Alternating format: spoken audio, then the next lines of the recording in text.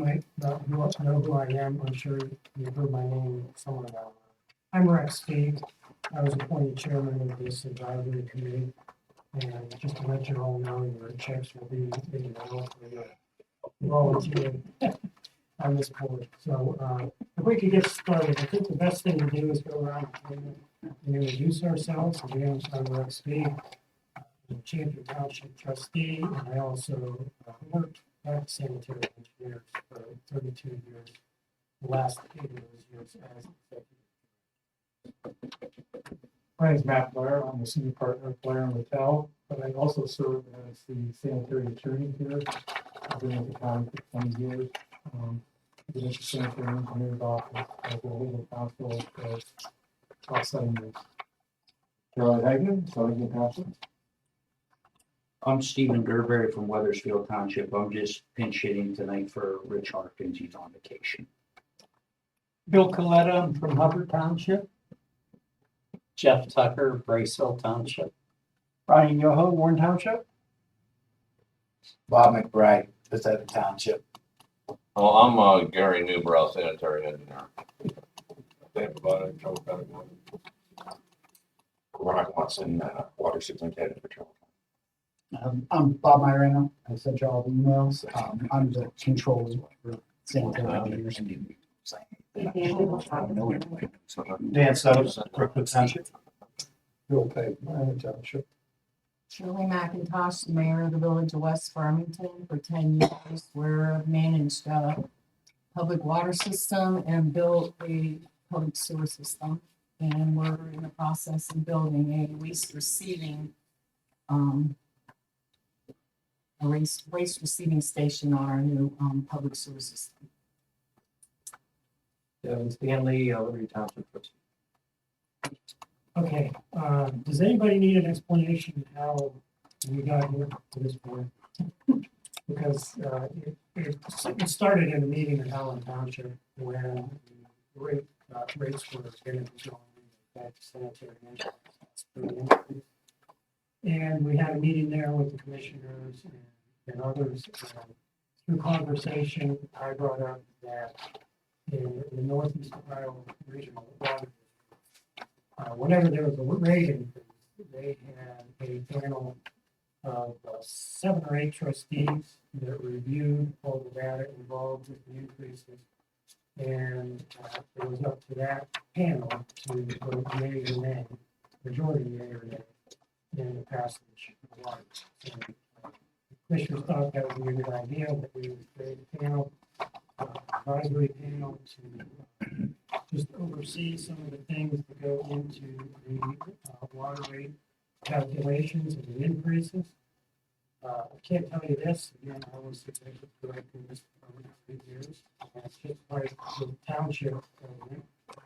We all know that every once in a while, it needs to be that during the budget. And, we need to increase this now and then, but with a more and more transparent society, keep questioning, we felt of putting together a panel of trustees of the townships that are affected by these water districts and the rates that may be coming down the road. Have hands-on dialogues, review questions for the constituents regarding that. That's how we got that.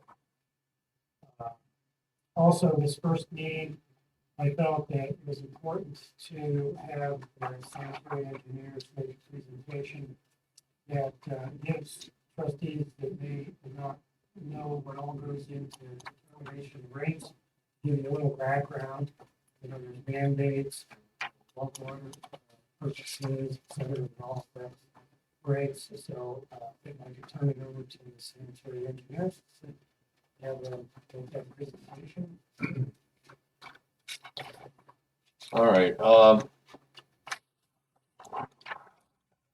don't think everyone here was at that meeting in Allen Township we had a few months ago. But just to make you all familiar, you pull out your map here, just let you know what it is that the sanitary engineer, what our jurisdiction is. we have 7 public water districts within the unincorporated areas of, Trumbull County. Starting from the west side over there, we have our Braceville Public Water System. You can see the water run from, Village of Newton Falls up to the Village of West Farmington. We spread it around a little bit in Southington Center. If you look just to the east on the southern end, we have a Warren Public Water System down there in Warren Township. It's in the Meadowbrook area. It's a very small public water system there. One of the primary purposes of it in the past was for Denman Tire. They were a large water user, and the district did well financially while Denman Tire was still in business.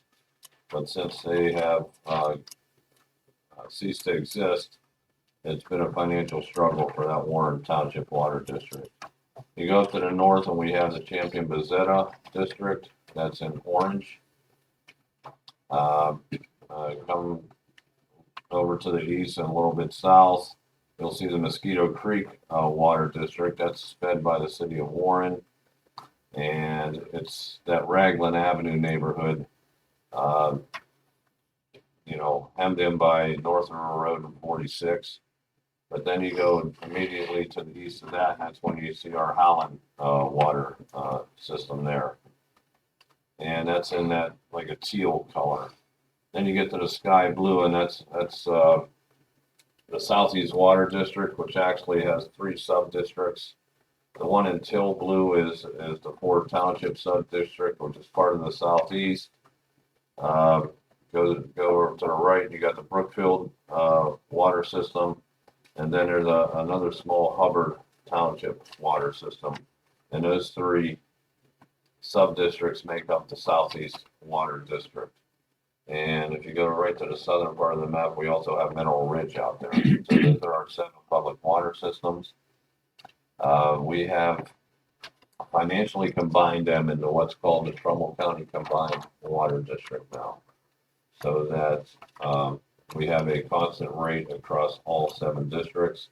It was quite cumbersome for many years to adjust the rates in each of these districts, accordingly, based on what their expenses, revenue were, that sort of thing.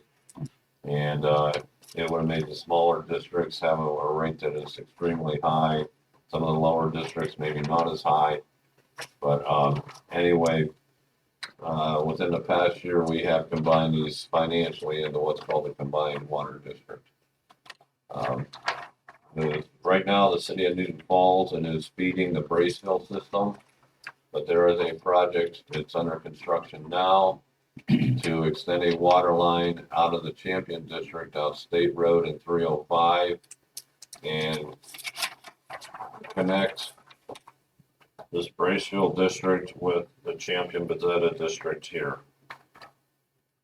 And the purpose of that is that the bulk water cost from Newton Falls is just exorbitantly high. And we get a much better water rate from the city of Warren, to be able to feed that system. This involves us having to build a pump station as part of this project and extend that line so that we'll have enough pressure to be able to feed that whole Braceville system, including the Village of West Farmington, and also the water quality coming out of Newton Falls. Makes it very difficult for our operators to maintain a chlorine residual in that system, and at the same time fight off the disinfectant byproducts. So that project out there on State Road, very important, gives us cheaper bulk water and a much higher quality water to feed that system. There's also another project in the works, and that is to build another pump station out there in front of the Warren water treatment plant. If you look just south of Mosquito Lake on the map, you can see the Warren's treatment plant here. Right now, to feed our Champion Bezetta system, a lot of the water is coming up out of the city down here on Mahoning Avenue. and it doesn't give us the highest quality water that we want. So we have a project going on to put a pump station here to feed that water directly into our system from the plant, and we can close these two valves here, coming up out of the city of Warren, so that we'll have fresh water coming out of the plant and into our system instead of it going through Warren's grid before it gets over into Champion, et cetera. So that's another strategic project we're putting together there.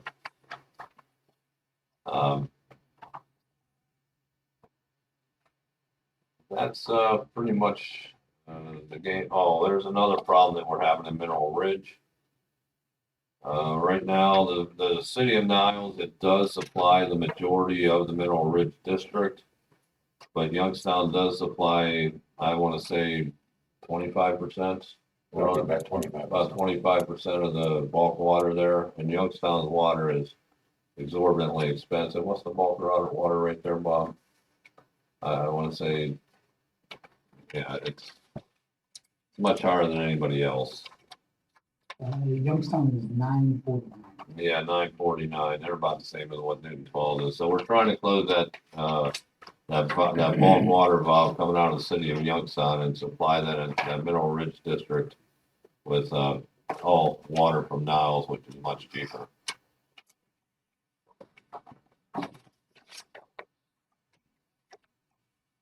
All right, Bob, you want to go ahead and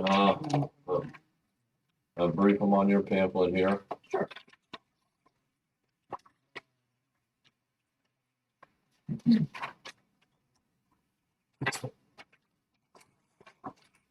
So what we'll look at is this PowerPoint presentation. When we were in Howland, we spent about 2.5 hours going over this. I intend to do it in 5 minutes or less. So if you look through it and you have questions, that's fine.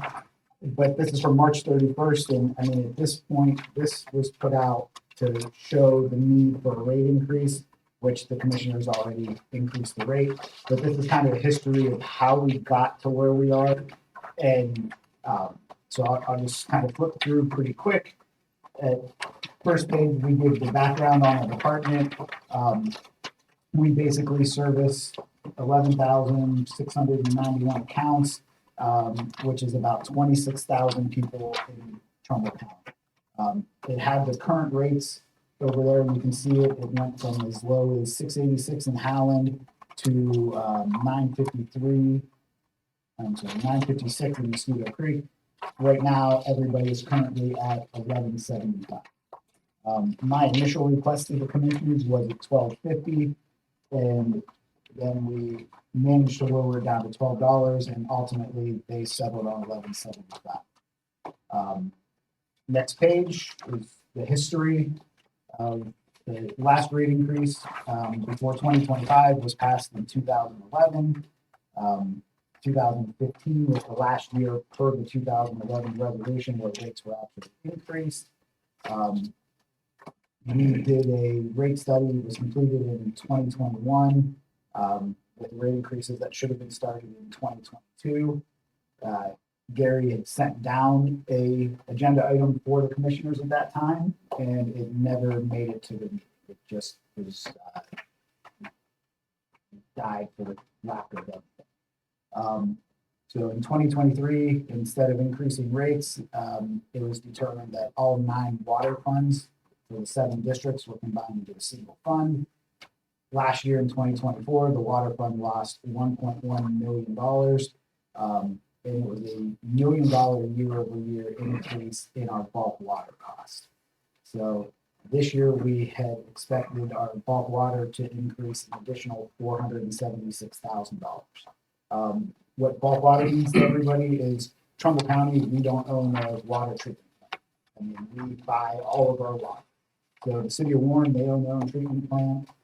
MBSD has, we'll say, deals with Youngstown and Girard, Youngstown and Niles, so they buy bulk water from MBSD at a much lower cost than we do. So then we in turn buy it from Youngstown. We in turn buy it from Niles, and they mark it up from what they're buying, so they're profiting on us. And we're basically an end bulk user. So we have the highest rates of any water supplier in Trumbull County. Some financial metrics at the end of 2024, our cash balance in our water fund was $645,000. As of today, June 26th, our cash balance is $127,000. We'll kind of touch on this a little bit later. I have it under our new business.